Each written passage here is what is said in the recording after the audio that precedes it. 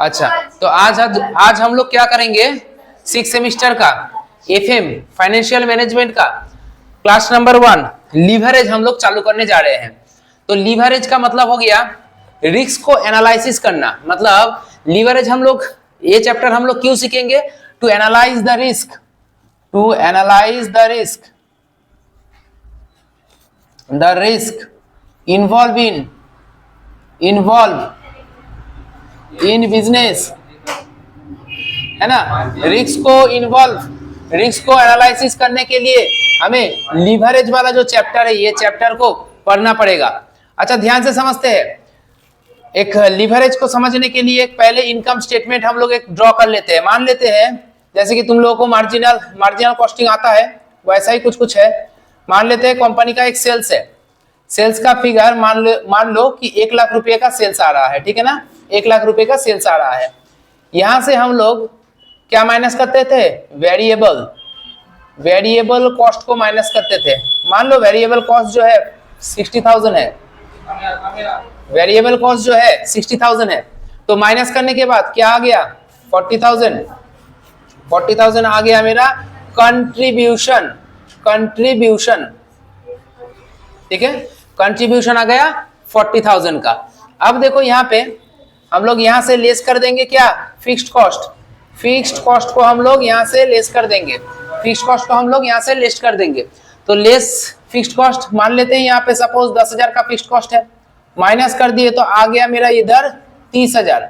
इस 30,000 का नाम है EBIT, मतलब earning before interest and tax. इसको हम लोग शॉर्ट में EBT कहेंगे, यहां से हम लोग लेस कर देंगे, इंटरेस्ट को, मतलब फाइनेंशियल जो कॉस्ट है, इंटरेस्ट। अगर लोन फोन लिए है तो लोन के अगेंस्ट में मुझे इंटरेस्ट पेमेंट करना पड़ेगा, तो इंटरेस्ट हम लोग लेस कर रहे हैं। मान लेते हैं कि इंटरेस्ट 5,000 रुपया हम लोग दे रहे हैं, तो माइनस करके आ गया 25,000। तो ये जो 25,000 आ गया मेरा अर्निंग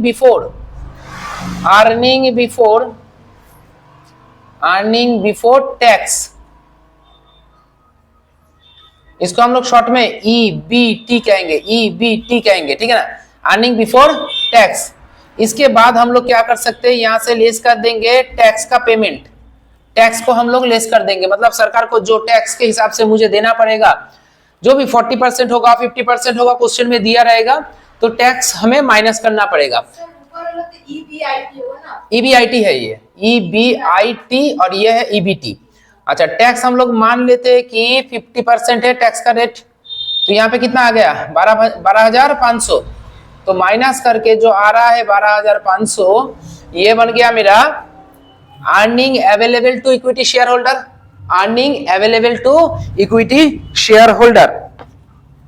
या फिर हम लोग इसको थोड़ा सा और यहां से इसको हम लोग थोड़ा अलग नाम भी दे सकते हैं, क्योंकि मुझे और एक स्टेप बताना है। अर्निंग आफ्टर टैक्स,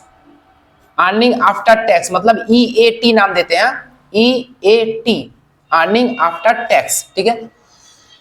इसके बाद हम लोग क्या करेंगे, यहां से लेस कर देंगे। रेयरली आता है क्वेश्चन में प्रेफरेंस डिविडेंड, ठीक है ना।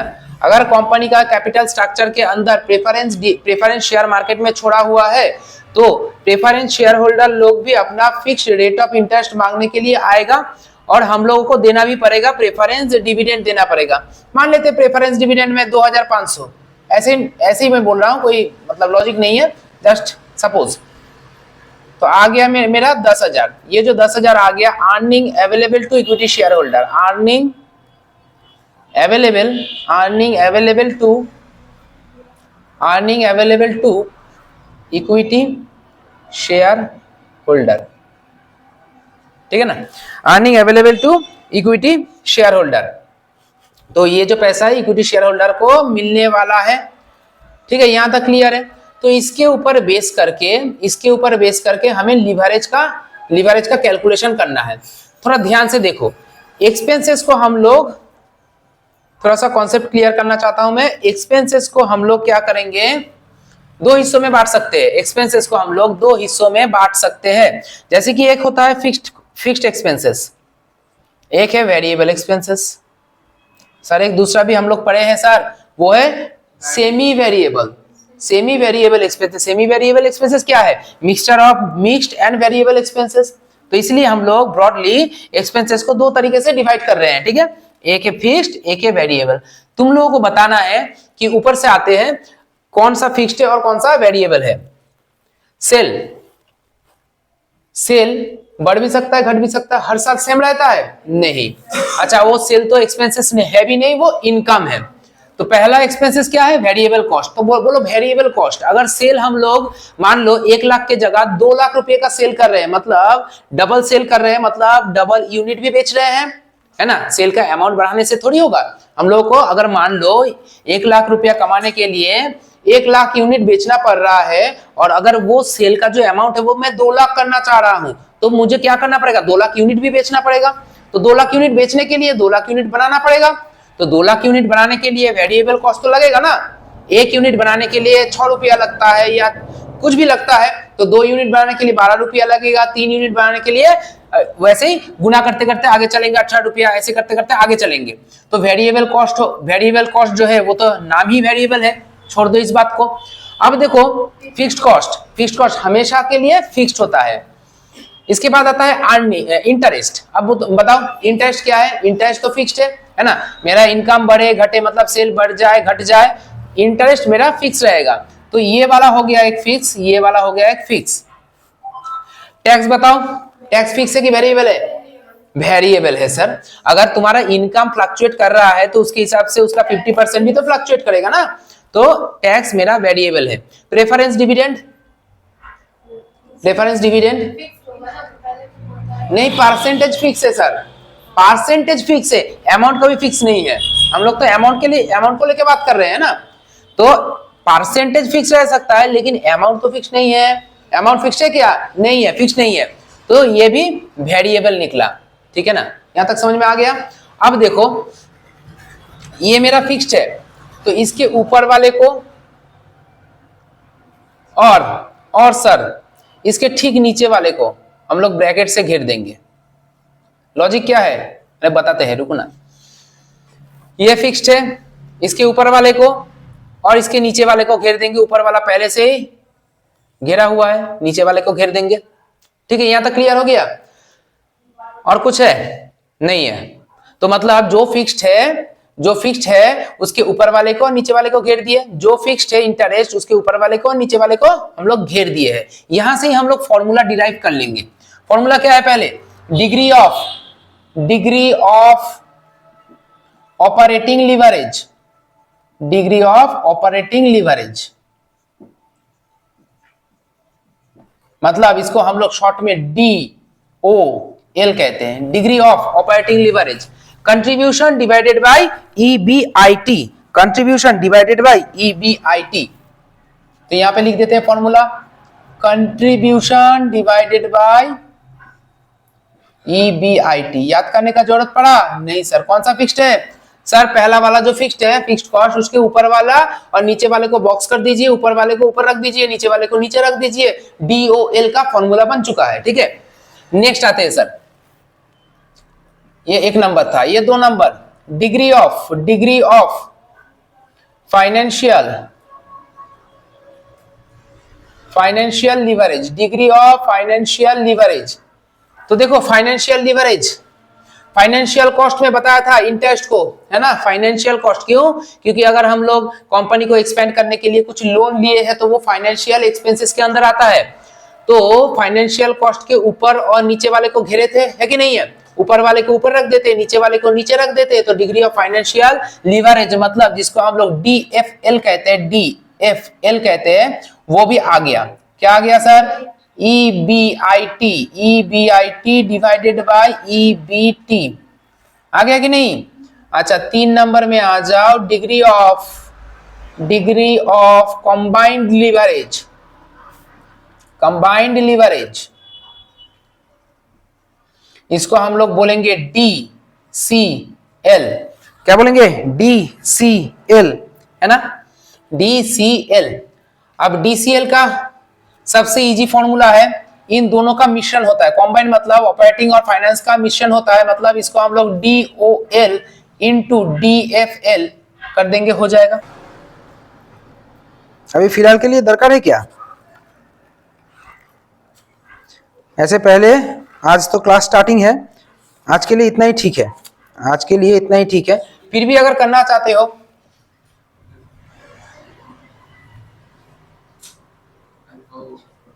तो कंट्रीब्यूशन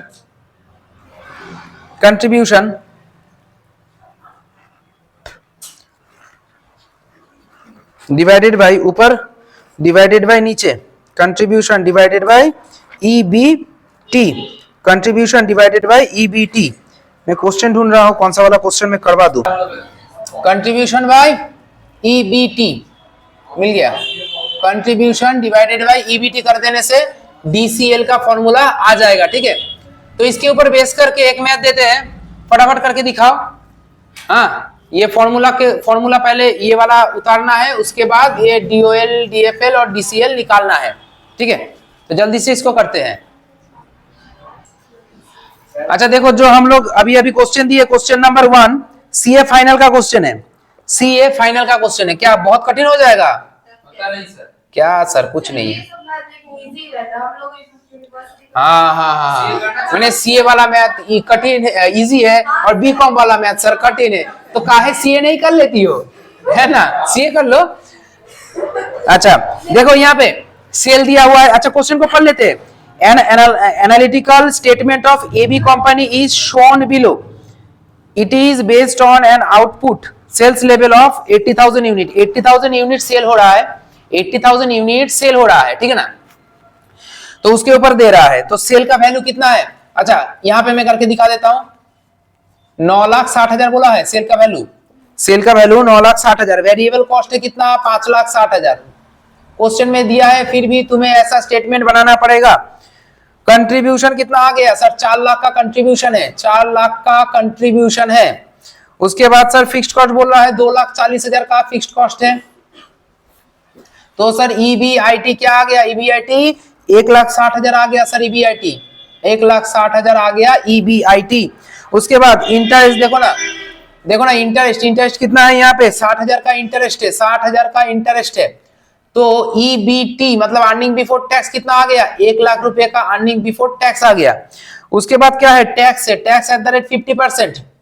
तो यहाँ पे टैक्स का रेट है 50%, तो 50,000 माइनस करने के बाद EAT आ गया मेरा 50,000। उसके बाद क्या बोला है, प्रेफरेंस डिविडेंड कुछ बोला है क्या, नहीं बोला है। अच्छा प्रेफरेंस डिविडेंड रहेगा तो ये वाला फॉर्मूला थोड़ा अप्लाई नहीं होगा, कौन सा वाला होगा मैं बाद में बताता हूँ, ठीक है। क्वेश्चन अगर मिलेगा तो मैं दिखा देता हूँ यहाँ पे। अच्छा ये वाला जो फॉर्मूला है ना, यहाँ से टैक्स को प्रेफरेंस डिविडेंड को माइनस करना पड़ेगा और बिफोर टैक्स करना पड़ेगा, वो बाद में बताते हैं, ठीक है। ये वाला क्वेश्चन, जिस क्वेश्चन में ध्यान से देखो, जिस क्वेश्चन में प्रेफरेंस डिविडेंड नहीं दिया हुआ रहेगा, ध्यान से समझना, जिस क्वेश्चन में प्रेफरेंस डिविडेंड इस क्वेश्चन में है क्या, नहीं है ना, तो यही फॉर्मूला चलेगा, ठीक है। जिस क्वेश्चन में प्रेफरेंस डिविडेंड दिया रहेगा और प्रेफरेंस डिविडेंड तुम यहां से माइनस करके earning available to equity share holder निकालोगे, तो उस टाइम में इस फॉर्मूले के संग कुछ नया चीज जुड़ जाएगा। क्या नया चीज जुड़ेगा बाद में बताते हैं, क्वेश्चन मिला तो बता देंगे। तो पहले यहां पे हम लोग क्या करेंगे, DOL करेंगे। DOL का फॉर्मूला क्या है सर, बहुत इजी है। DOL का formula contribution divided by EBIT। तो बोलो ना, कंट्रीब्यूशन कितना है, 4 लाख है, और EBIT कितना है मेरा, 1,60,000 है। डिवाइड करके देखो ना कितना आ रहा है, 2.5 टाइम्स, 2.5 टाइम्स। अच्छा इसके बाद DFL है सर, DFL हो गया मेरा EBIT डिवाइडेड बाय EBT। अच्छा यहाँ पे देखो EBIT कहाँ है, EBIT 1,60,000 है, 1,60,000 है। EBT कितना है मेरा, 1 लाख है, तो मेरा 1.6 टाइम्स आ रहा है। मतलब टाइम्स मतलब क्या, रिस्क। हाँ, ऑपरेटिंग लीवरेज का रिस्क कितना है, फाइनेंशियल लीवरेज का रिस्क कितना है, इतना टाइम्स का रिस्क है। अब टाइम्स का क्या इफेक्ट पड़ेगा बाद में बताएंगे। धीरे धीरे क्लास को आगे बढ़ने दो, एक दो क्लास जाएगा, हम लोग सब धीरे धीरे धागा खोलते रहेंगे। अच्छा, डीसीएल का फॉर्मूला है डीओएल इंटू डीएफएल। तो 2.5 इंटू 1.6 करने से क्या आ रहा है? 4 टाइम्स। अगर सर दूसरा फॉर्मूला लगा देते हैं तो क्या होगा? सेम आंसर आएगा क्या? देख लेते हैं। Contribution divided by EBT. तो देखो ना, कंट्रीब्यूशन है 4 लाख, ईबीटी शायद 1 लाख होना चाहिए, तभी ना 4 टाइम्स आएगा। हाँ सर, ठीक है, यहां तक क्लियर है, यहां तक क्लियर है। तो मतलब ये वाला क्वेश्चन, सीए फाइनल वाला क्वेश्चन बहुत इजी हो गया। अच्छा देखो, इस बार हम लोग करेंगे question number 2, ICWA final. ICWA final, यहां पे लिखते हैं आईसीडब्ल्यूए फाइनल में आया था, ठीक है। तो देखो क्या क्या बोल रहा है। A simplified income statement of Zenith limited is given below.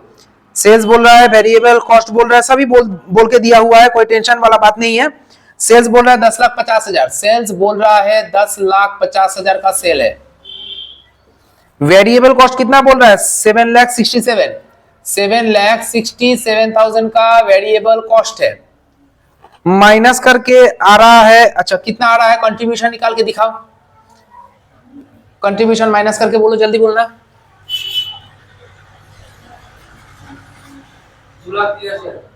2,83,000, 2,83,000, ठीक है। कैलकुलेटर थोड़ा सामने निकाल के रखो। फिक्स्ड कॉस्ट बोल रहा है यहाँ पे 75,000 का फिक्स्ड कॉस्ट है, 75,000 का फिक्स्ड कॉस्ट है। माइनस करो, 2,08,000, ये हो गया मेरा earning before interest and tax, मतलब ईबीआईटी। अच्छा, नेक्स्ट हो गया मेरा, यहाँ पे क्या बोल रहा है? इंटरेस्ट बोल रहा है 1,10,000 का। इंटरेस्ट जो है 1,10,000 का मेरा इंटरेस्ट है। तो माइनस करके कितना आ रहा है? अर्निंग बिफोर टैक्स, हाँ कितना? 98 आ रहा है। अच्छा, 98,000। अच्छा, उसके बाद बोल रहा है टैक्स, टैक्स से 30% टैक्स दिया है। तो 30% टैक्स, मतलब इसका 30% एक बार करके देखो तो। 98,000 का 30% करके देखो, 29,400 आ रहा है क्या? ठीक है। तो माइनस करके मेरा अर्निंग आफ्टर टैक्स, मतलब ईएटी कितना आ रहा है? वही आ रहा है 68,600। प्रेफरेंस डिविडेंड है क्या? नहीं है, तो बोलने का अभी तक जगह नहीं बना, ठीक है। तो देखो, DOL contribution divided by EBIT, contribution मेरा हो गया 2,83,000, 2,83,000 डिवाइडेड बाय ईबीआईटी 208,000, तो कितना आएगा? 1.36। देख के बताओ, करके बताओ। अच्छा, नेक्स्ट डीएफएल, डीएफएल का फॉर्मूला है EBIT divided by EBT. EBIT कितना है? 2,08,000 है। ईबीटी मेरा है 98,000। सर कितना आ रहा है? 2.12। और इन दोनों को अगर गुना कर ले, इन दोनों को अगर गुना कर ले तो 2.88 आ रहा है क्या? 2.88 आ रहा है डीसीएल, डीओएल और डीएफएल का गुना करके। अगर दूसरा फॉर्मूला लगाते हैं, कंट्रीब्यूशन 2,83,000 डिवाइडेड बाय ईबीटी, मतलब 98,000, तो भी सेम आना चाहिए, 2.88 ही आना चाहिए, ठीक है ना? ठीक है, देख लो एक बार। अच्छा, इधर सुनो क्वेश्चन नंबर 3, ये भी आईसीडब्ल्यूए फाइनल में आया था। आईसीडब्ल्यूए फाइनल में आया था। Question number 3।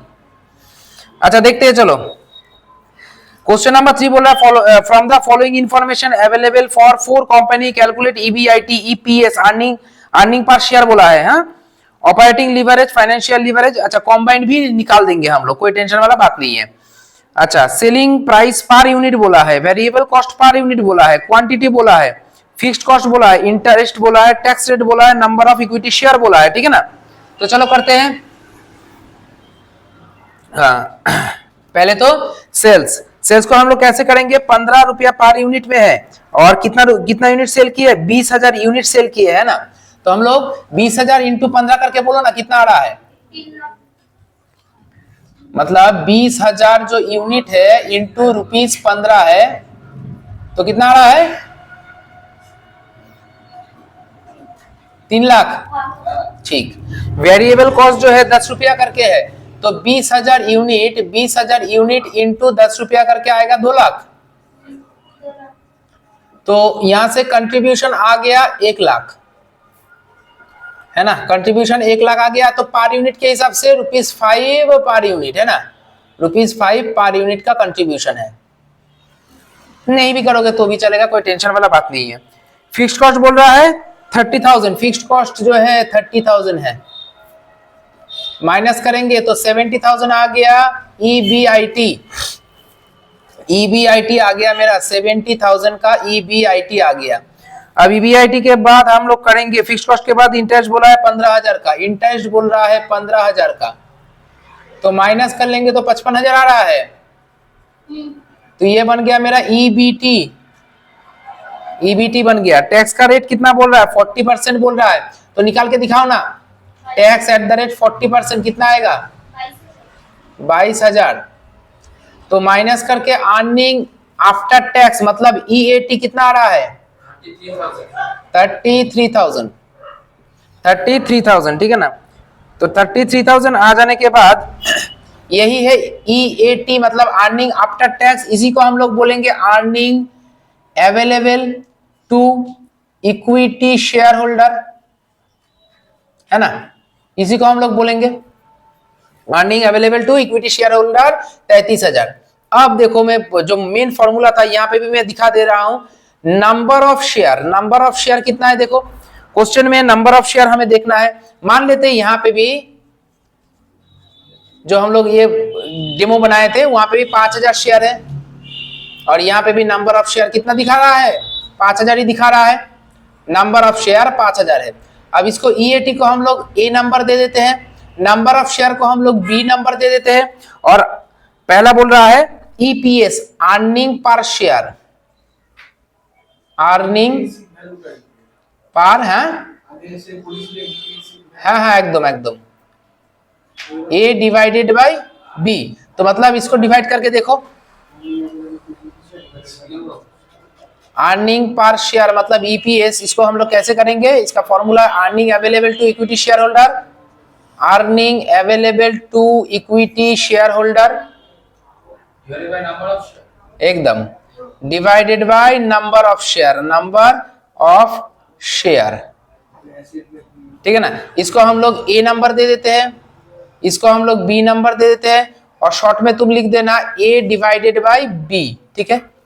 तो देखो इसको डिवाइड करके कितना आ रहा है? 6.6, राइट। 6.6 आ गया।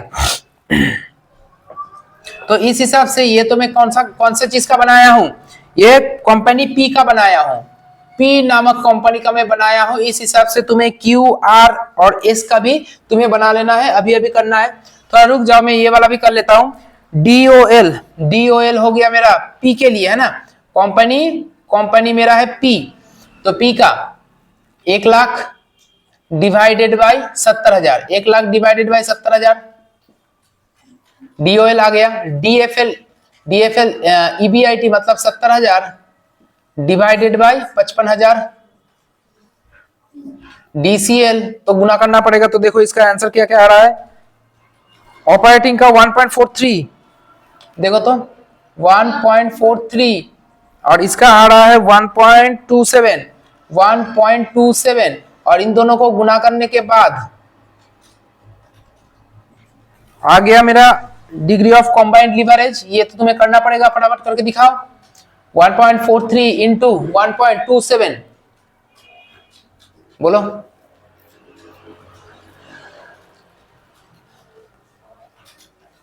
0.5461। अरे नहीं सर, 1 इंटू 1 जीरो कैसे आएगा?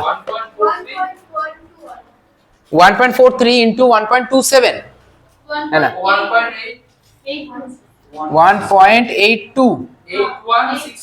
8161। अच्छा पूरा लिख देता हूँ, 8161, ठीक है। तो हो गया। अब तुम्हें क्या करना है? पी के बाद क्यू, आर और एस को करना है ना। तो जल्दी से करो, जल्दी से स्टार्ट कर लो, खुद करो। देखो ना, अब हम लोग जो क्वेश्चन करेंगे, question number example number 8, question number 8, अरे इधर देखो, क्वेश्चन नंबर 8, क्वेश्चन को देखो। Relevant information about 3 companies are given below. BIL, PIL और MIL. BIL, BIL, PIL, PIL, MIL, MIL, मतलब शॉर्ट फॉर्म में दिया हुआ है। एक्चुअल प्रोडक्शन कैपेसिटी यूनिट में बोल रहा है 1 लाख, बिल का 1 लाख यूनिट बना पाएगा बिल, 1.5 लाख यूनिट बना पाएगा पिल, और 2.5 लाख यूनिट बना पाएगा मिल। कैपेसिटी यूटिलाइज कितना हो रहा है? 100% हो रहा है क्या? नहीं, 75% करके यूटिलाइज हो रहा है। मतलब बिल करना चाहता, माने कर सकता है 1 लाख यूनिट प्रोडक्शन, लेकिन करता है कितना? उसका 75%, मतलब 75,000 यूनिट। सेलिंग प्राइस बोला है, वेरिएबल कॉस्ट बोला है, फिक्स्ड कॉस्ट बोला है, इक्विटी कैपिटल बोला है। अब इक्विटी कैपिटल मतलब इक्विटी शेयर होगा उसके अंदर, 1000 इक्विटी शेयर बोला है, कंपनी मार्केट में छोड़ा है, और 10% प्रेफरेंस शेयर कैपिटल बोला है। तो देखो, बिल में तो प्रेफरेंस शेयर नहीं है, पिल में है और मिल में है, और 15% डिबेंचर बिल, पिल, मिल तीनों में है। तो हमें क्या करना पड़ेगा? तीनों ही करना पड़ेगा। तो चलो तीनों ही करते हैं, तीनों ही करते हैं, तीनों करके ही समझा देते हैं। हाँ, देखो हम लोग दो पार्ट बनाते हैं। देखो, अच्छा देखो, ये है मेरा बिल का, आस्ते आस्ते आस्ते आस्ते बात नहीं करना है। ये है मेरा बिल, और इधर करेंगे हम लोग पिल, PIL, PIL, पिल। थोड़ा ध्यान दो, बिल और पिल को करेंगे तो मिल वाला तुम लोग कर पाओगे, है ना? तो बिल वाला देखो, बिल बोल रहा है 1 लाख का 75,000, 70%, 1 लाख का 75% तुम यूटिलाइज कर रहे हो, तो मतलब 75,000 तुम प्रोड्यूस, सेल कर रहे हो। प्रोडक्शन एंड सेल तुम कितना कर रहे हो? 75,000 यूनिट। अरे तुम बना पा रहे हो, माने तुम्हारा कैपेसिटी है 1 लाख यूनिट बनाने का, तुम उसका 75% बना रहे हो, तो 75% ही सेल करोगे, ठीक है ना? तो 75,000 यूनिट तुम सेल कर रहे हो, और एक एक यूनिट का दाम कितना पड़ रहा है? 40 रुपया करके पड़ रहा है। तो कितना आ गया? कितना आ गया देख के बताओ ना। 30 लाख। अच्छा, 30 लाख लिखेंगे कहाँ? इधर लिखते हैं 30 लाख। अच्छा, वेरिएबल कॉस्ट कितना बोल रहा है? वेरिएबल कॉस्ट बोल रहा है 15 रुपया करके। तो इधर देखो ना, 75,000 इंटू 15 रुपया करके कितना? 11,25,000 माइनस करके कितना? 18,75,000, ठीक है ना? कंट्रीब्यूशन 18,75,000। तुम ऐसे भी कर सकते हो, ध्यान से देखो, सेल बोल रहा है 40 रुपया करके, वेरिएबल कॉस्ट 15 रुपया करके, तो डायरेक्ट तुम माइनस करके निकाल सकते हो क्या? 40 से 15 माइनस करने से 25 रुपया, 25 रुपया कंट्रीब्यूशन जो है ना, 25 रुपया पर यूनिट। अब तुम क्या करोगे? 25 रुपया पर यूनिट इंटू 75,000 करोगे, यही आंसर आएगा। बात समझ में आ रहा है? तुम सेल बोलोगे पर यूनिट 40 रुपया, वेरिएबल कॉस्ट पर यूनिट 15 रुपया, तो यहां से तुम निकालोगे कंट्रीब्यूशन पर यूनिट 25 रुपया, और कंट्रीब्यूशन का अमाउंट डायरेक्टली निकाल लोगे, ठीक है? अब हम लोग करेंगे क्या? Fixed cost. फिक्स्ड कॉस्ट कितना है? 2 लाख का है, 2 लाख फिक्स्ड कॉस्ट है। तो यहाँ पे माइनस करने पे 16,75,000 आ गया तुम्हारा EBIT, ठीक है? अब इंटरेस्ट देखना पड़ेगा। इंटरेस्ट किसको देना है? सर, डिबेंचर होल्डर को इंटरेस्ट देना है। डिबेंचर होल्डर कितना है? 1 लाख, 1 लाख। तो यहाँ पे मैं दिखा देता हूँ, डिबेंचर होल्डर का वैल्यू है 1 लाख, उसके ऊपर 15% तुम्हें इंटरेस्ट देना पड़ रहा है ना? डिबेंचर क्या है? एक लोन ही तो है, एक्सटर्नल सोर्स से हम लोग लोन लेते हैं as a issue of debenture, है? तो माइनस करने पे 16,60,000, 16,60,000 आ गया तुम्हारा EBT।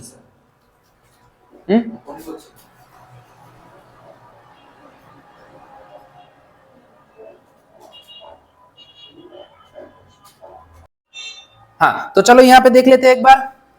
EBT हो गया। अब टैक्स कितना बोल रहा है? टैक्स नहीं है।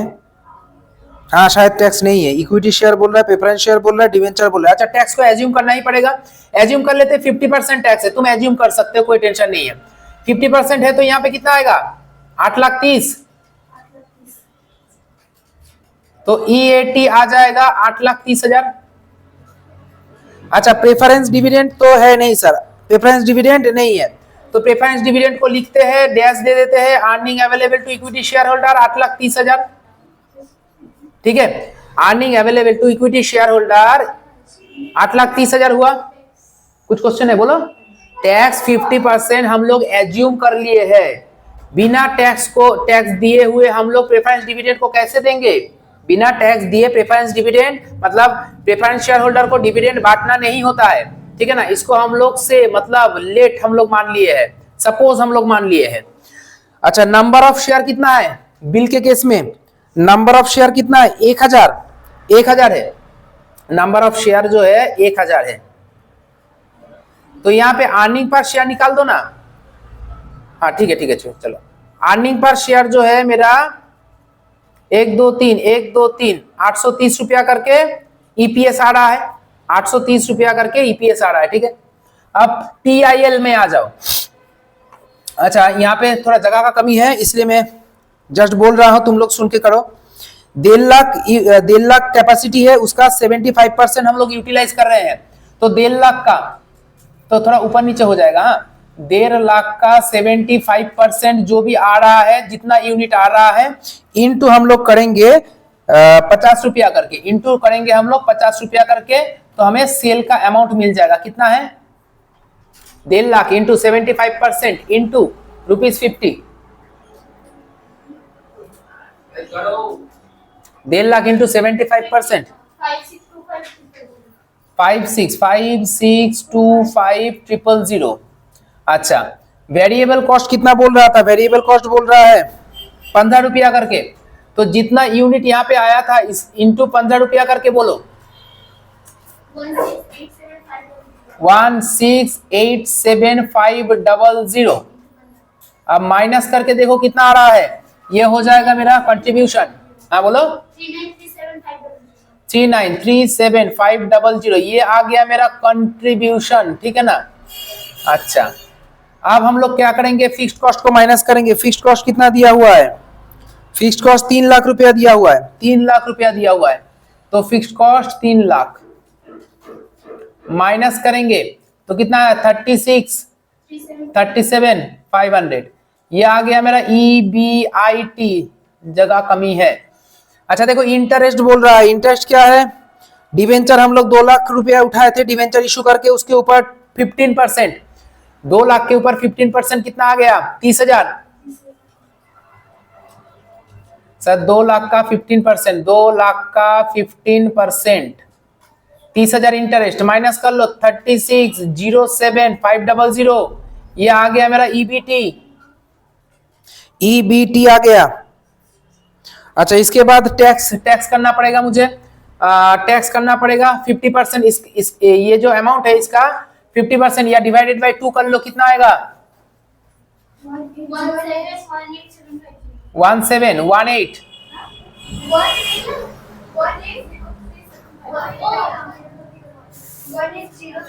हाँ 750, तो माइनस करके वही अमाउंट आएगा। आस्ते EAT इतना आ गया।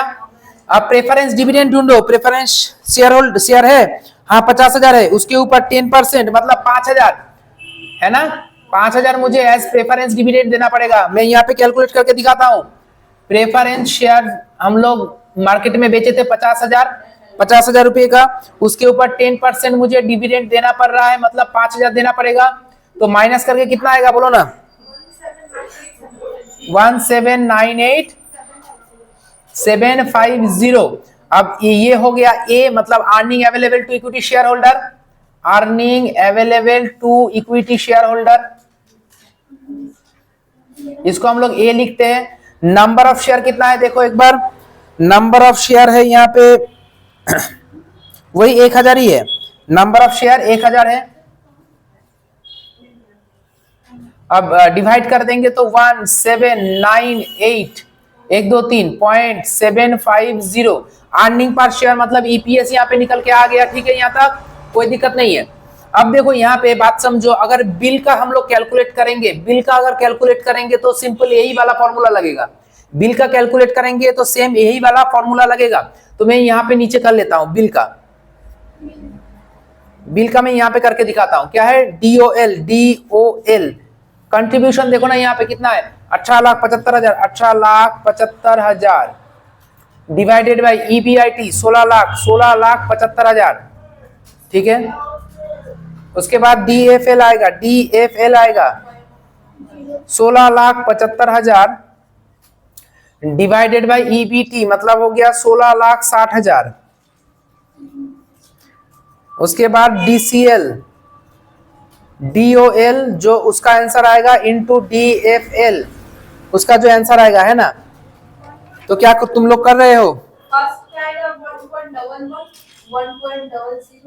1.00, 1.00, उसके बाद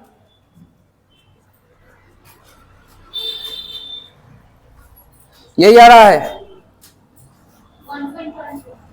1.12 आ रहा है, 1.12 आ रहा है, ठीक है। तो मतलब यहाँ पे कुछ थर्ड, यहाँ पे कुछ डिजिट है, यहाँ पे कुछ डिजिट है, इसलिए यहाँ पे 9 है, ऊपर में 9 है तो 1.12 कर लो ना, और यहाँ पे 1.00009 है। अच्छा तो 009 कर लो, तो यहाँ पे एग्जैक्ट आ जाएगा, यहाँ पे 2, यहाँ पे 009 है, तो 1.13 होना चाहिए, 1.13 होना चाहिए, ठीक है। ये तो हो गया। अब अगर हम लोग पिल का देखते हैं, पिल का सोचते हैं, पिल का सोचते हैं, तो डिग्री ऑफ ऑपरेटिंग लीवरेज ये तो सेम रहेगा, contribution divided by EBIT। Contribution मेरा कितना है 3937500 डिवाइडेड बाय EBIT मेरा यहाँ पे है 3637,500, ठीक है। करके कुछ आंसर आएगा, बोलो 1.08।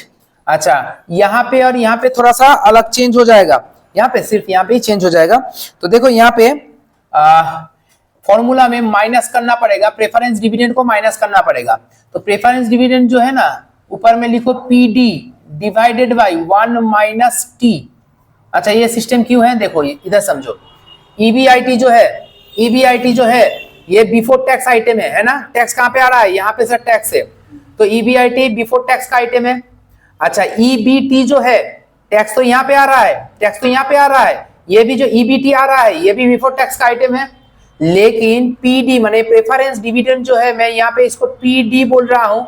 PD जो है टैक्स के बाद का आइटम है, मतलब आफ्टर टैक्स आइटम है, ठीक है ना। तो अब बिफोर टैक्स से आफ्टर टैक्स माइनस नहीं हो सकता, इसीलिए हम लोग क्या करते हैं, प्रेफरेंस डिविडेंड को बिफोर टैक्स में हम लोग कन्वर्ट कर लेते हैं। तो कन्वर्ट करने का तरीका क्या है, PD divided by 1 minus T, ठीक है। तो इससे कन्वर्ट हो जाएगा। तो देखो यहाँ पे जगह कम है तो मैं यहाँ पे कर लेता हूँ, पिल का DFL निकाल लेता हूँ। EBIT कितना है, EBIT 3637,500 डिवाइडेड बाय EBT कितना है 3607,500 माइनस PD कितना है इसका 5,000 रुपया PD है, डिवाइडेड बाय 1 माइनस T। 1 रुपए के रेस्पेक्ट पे टैक्स कितना होगा, टैक्स कितना परसेंट 50% बोला है, तो 1 रुपए के रेस्पेक्ट में 0.50, ठीक है ना। अब ये ऊपर में आएगा तो ये 5,000 चेंज हो जाएगा, अमाउंट बढ़ जाएगा। तो एक एक लाइन करके बोलो थोड़ा।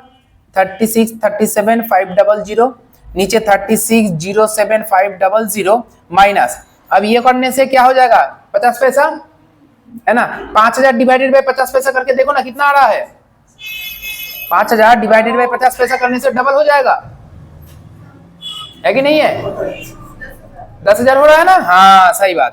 तो देखो ना, तुम बात को समझो। प्रेफरेंस डिविडेंड हम लोग आफ्टर टैक्स दे रहे थे 5,000, उसी को अगर हम लोग बिफोर टैक्स में कन्वर्ट कर दे तो टैक्स का ब्रैकेट कितना है 50% ब्रैकेट है, तो 50% बढ़ जाएगा अमाउंट, ठीक है। तो अब हम लोग कैलकुलेट कर सकते हैं, इसको माइनस करके इसको डिवाइड करके बोलो कितना आ रहा है, कितना आ रहा है सर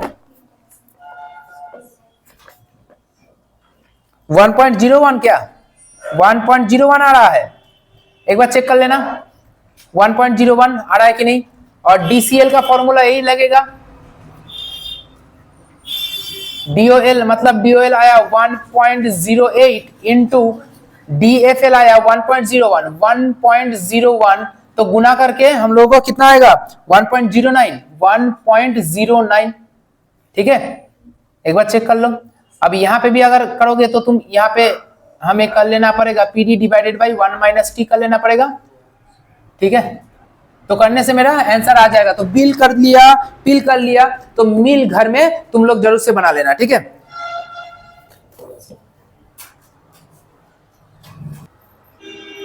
सो इसी तरीके से लिवरेज का फर्स्ट क्लास हुआ यहाँ पे, और आने वाला क्लास भी हम लोग रिकॉर्ड तो जरूर करेंगे, लेकिन वो YouTube में, जैसे कि तुम लोग अभी YouTube में देख रहे हो, ये YouTube में शायद अवेलेबल नहीं रह पाएगा, अवेलेबल नहीं रहेगा। और अगर इस तरीके से सीखना है, कंसेप्ट को क्लियर करना है, तो आना पड़ेगा बिजी ट्यूटोरियल क्लास में, जो कि नैयाटी में है और गड़ूफड़ी में है। ऑलरेडी इंफॉर्मेशन दिया हुआ है। और अगर मुझे कॉल करना है तो मेरा नंबर ये रहा 9804116128, ठीक है ना। ये नंबर में कॉल करना है, और कॉल करके बाकी डिटेल्स अगर जानना है तो बाकी डिटेल्स ये नंबर में कॉल करके पूछ लेना है, ठीक है। और वीडियो कैसा लगा, क्लास कैसा लगा, फर्स्ट क्लास कैसा लगा, जरूर से कमेंट करके बताना है। तो मिलते हैं नेक्स्ट क्लास पे।